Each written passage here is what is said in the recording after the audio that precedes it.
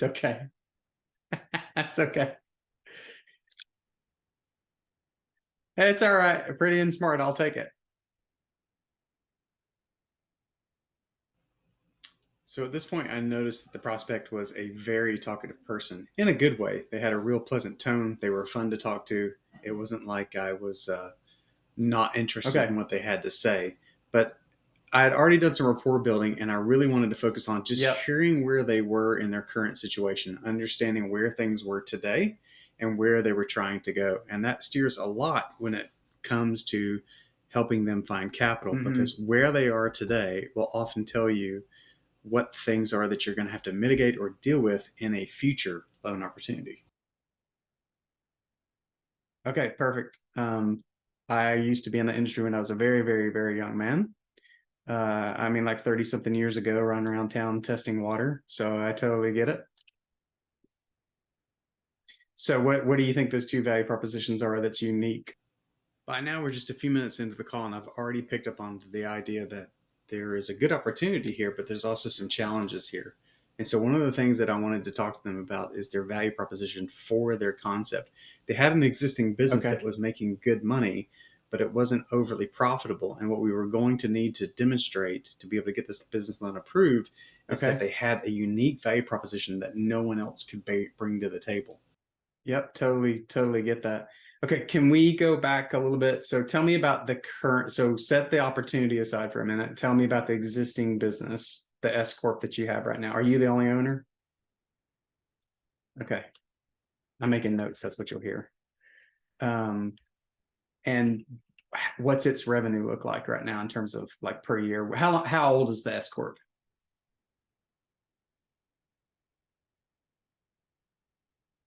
Okay. And how does its annual revenue look like? What are you doing in revenue through that business right now?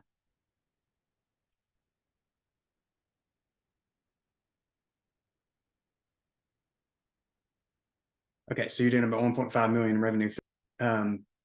You said trending up, so take me through like last year. Okay. Sure.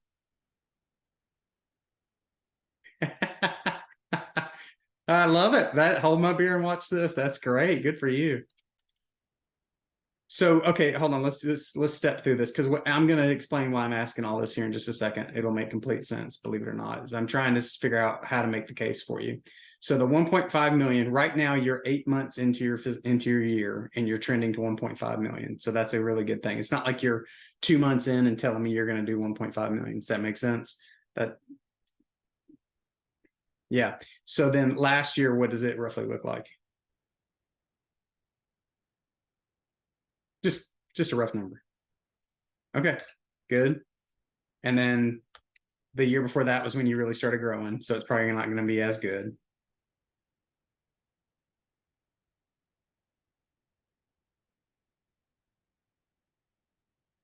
Yeah, but here's the thing I like for you so already is you can show a history of quickly getting revenue. Like you've only been around 3 years and it's doing 1.5 million. Yeah, it is. Like, so where's that? I'm just curious, where's that coming from? What is it an existing market? Like how is sales and marketing working for you? So you have a couple of large customers that are really making up the bulk of that. Okay. Yeah. Okay.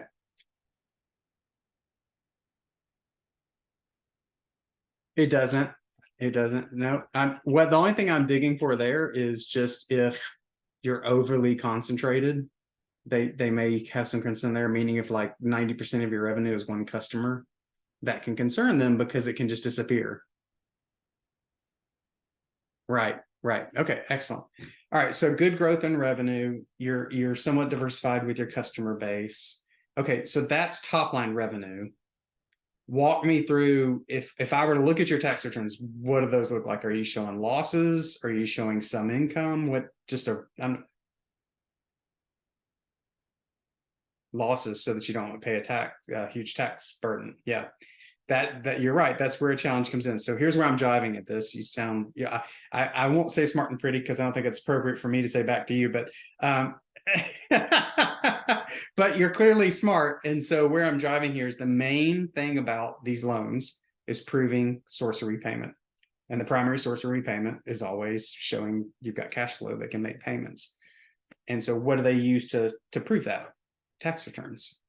Yep. And so that's what we're having. What you have is a cake and you want to have your cake and eat it too scenario, which is what a lot of accountants that I get business from run into that refer me business. The accountants do what they're supposed to, which is what they're doing for you, which is taking the legal appropriate deductions to minimize your tax liability. Problem is when we take that to the bank and go, no, but look, she's making plenty of money to make the payment. They go, no, she's not. She's showing a bunch of losses. Now, there's going to be add backs that if I look at your tax returns, I could probably add back and make it look better.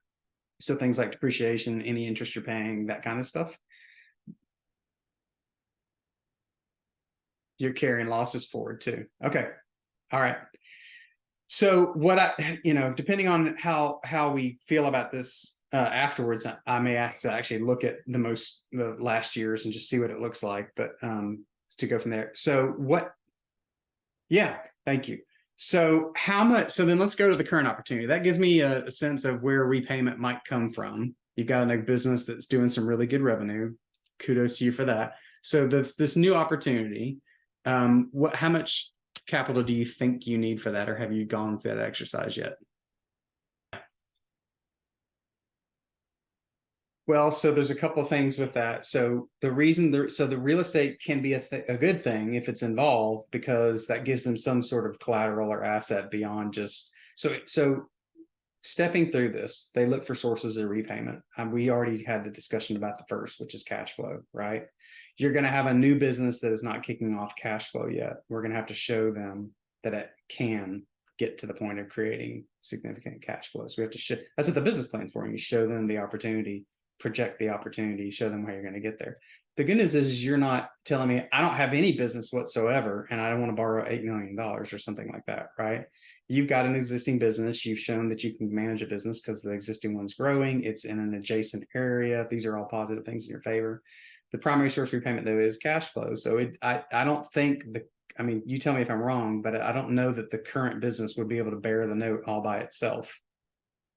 Yeah. So then we're going to be selling them on the opportunity to get to that point. And so that makes it a little bit tougher. If you were like, oh, yeah, the business is kicking off plenty of money to make the payment by itself right now, it'd be a piece of cake, right? Okay, so that's the primary source. The secondary source of repayment is collateral. And in this instance, you're going to have equipment and all kinds of things. If you buy some real estate, it's sort of a trade-off. It's going to be a much larger loan request because you're buying real estate, right? The trade-off is that's real estate they would have as collateral. Yeah, the SBA themselves likes the real estate because they're like, I know what to do with that. Like, none of the things I say, by the way, you should take any of the wrong way. I literally just try and cut to the chase on this stuff and tell you how they think. I want this type of equipment.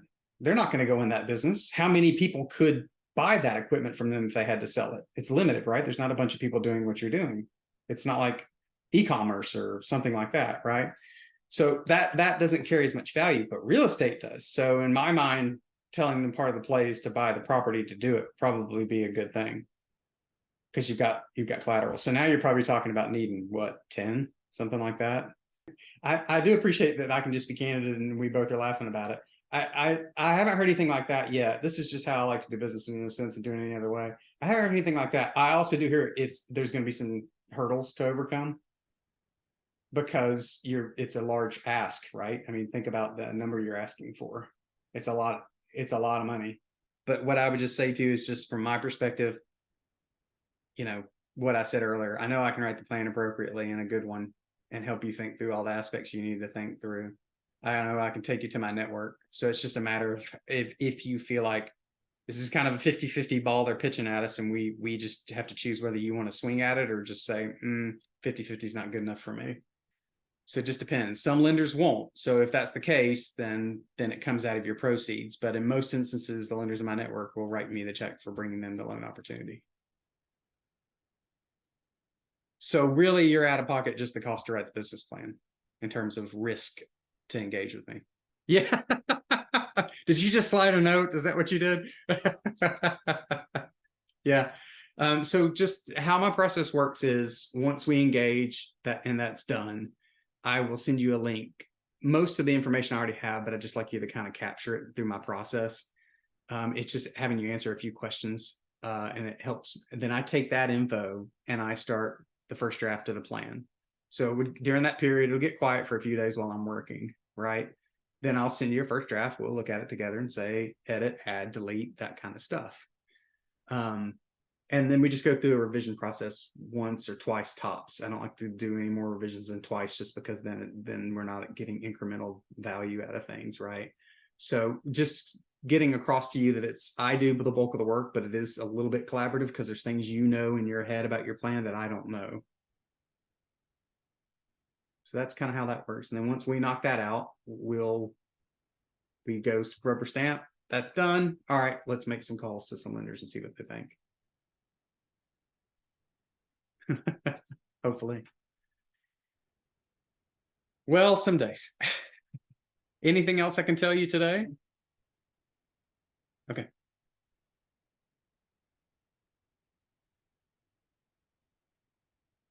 course. Sounds great. All right, I'll look for that. Thank you very much. Talk to you later. You too. Bye-bye.